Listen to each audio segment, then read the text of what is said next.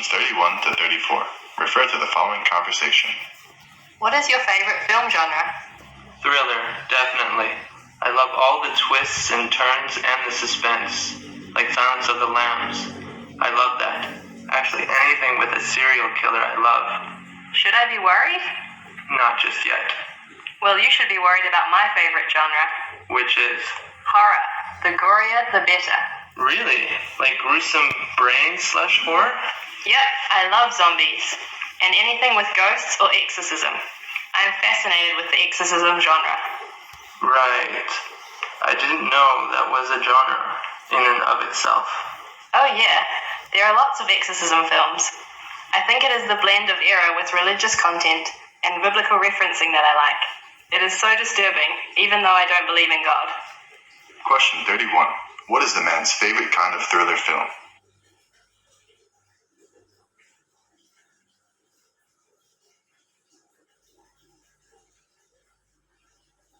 Question 32. Why should the man be worried about the woman's favorite genre?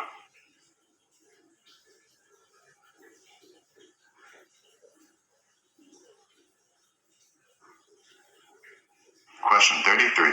What did the man not know?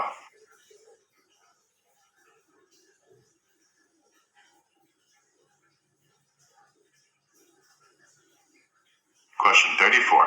What adjective does the woman use to describe exorcism films? Questions 35 to 38. Refer to the following conversation.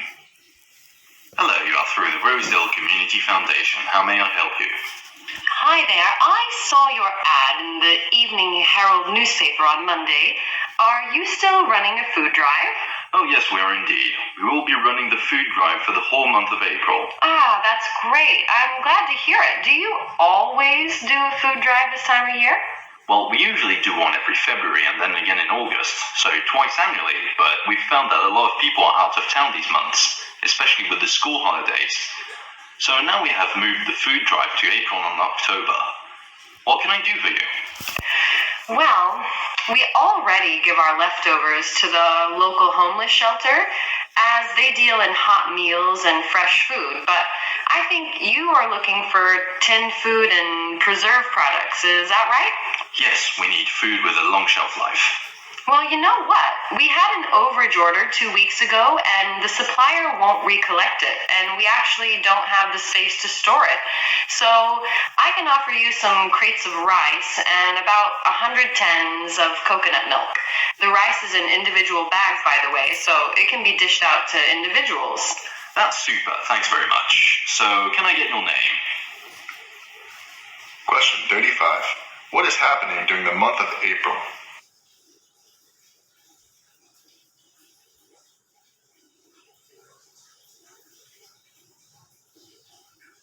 Question 36. Why have the months been changed?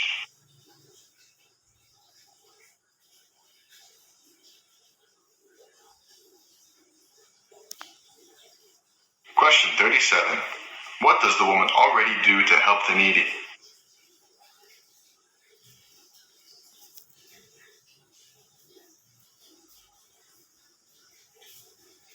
Question 38. What will the woman most likely do next?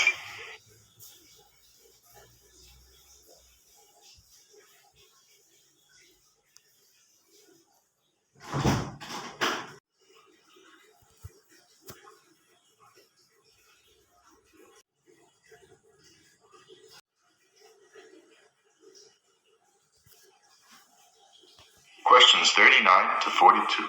Listen to part of the talk about the history of Ireland. Hi, everyone, and welcome to our special talk today on the history of the Republic of Ireland.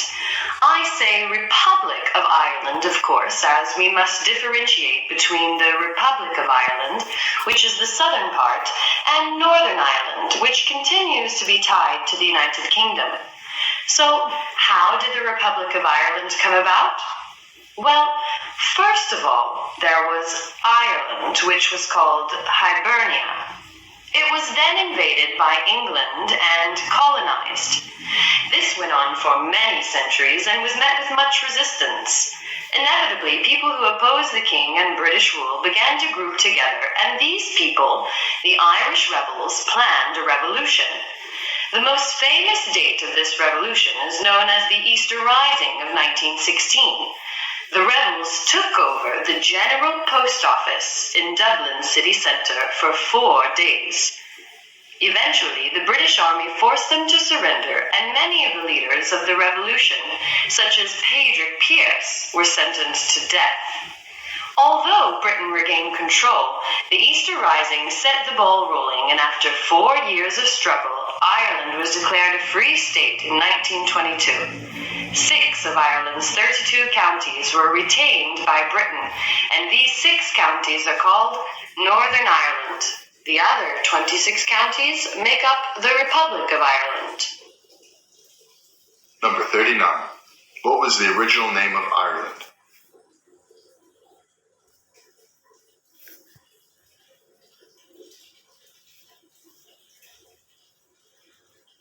Number 40.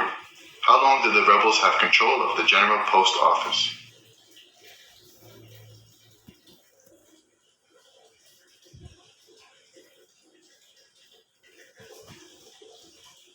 Number 41. What happened to the leaders of the revolution?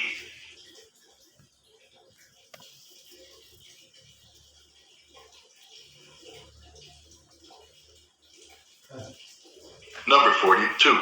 How many counties were retained by Britain?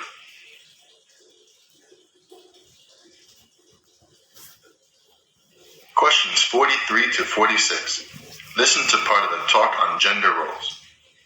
In this week's class, we will discuss gender roles and their representation in media. Gender roles are a perceived set of behavioral norms, usually associated with males and females, in a given social group or system.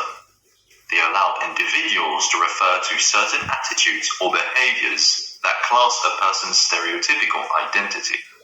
This concrete behavior is both a socially enforced rule and value, as well as being an individual's disposition, genetic, unconscious, or conscious. Gender roles vary among different societies and cultures, although creativity or time may cause these rules and values to change. Gender roles are often conditioned by household structure, access to resources, specific impacts of the economy, and other local relevant factors. Now that we have clarified what they are, we can start to look at how gender roles are portrayed on screen. How are men represented in soap operas? What is the role of women in Disney films? When you start to focus on certain texts, you will begin to notice patterns. Number 43. What are gender roles?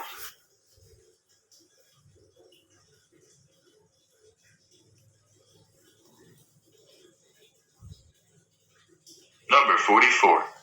What can cause gender roles to change?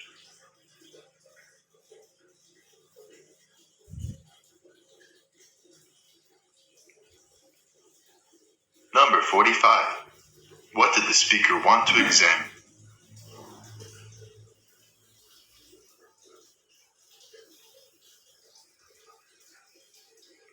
Number 46.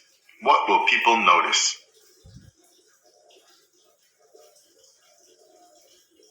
Questions 47 to 50. Listen to a talk about monogamy in the animal kingdom. It might be a treasured value in many human cultures, but monogamy is rare in the animal kingdom at large.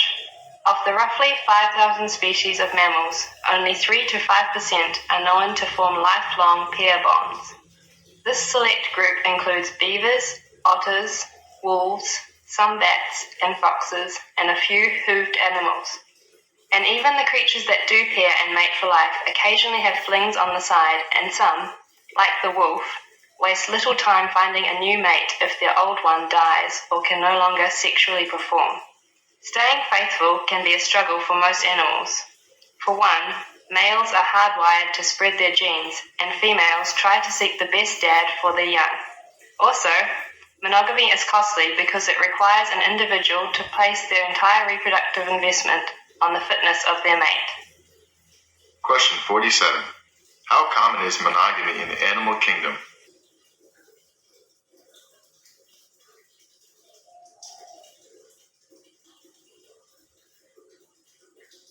Question 48. What percent of animals form lifelong bonds?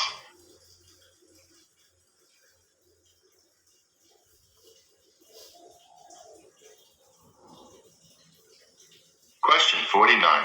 Which animal is not part of the group that forms lifelong bonds?